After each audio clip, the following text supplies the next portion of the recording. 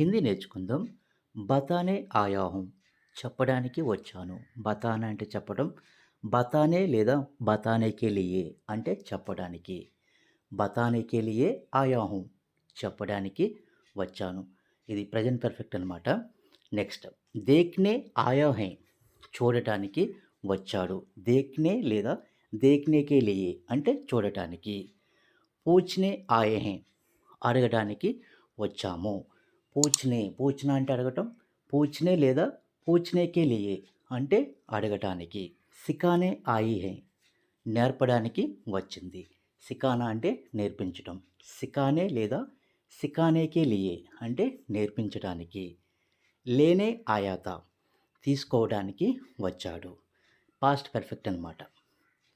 దిఖానే ఆయి థీ చూపించడానికి వచ్చింది. బతానే ఆయా తా చెప్పటానికి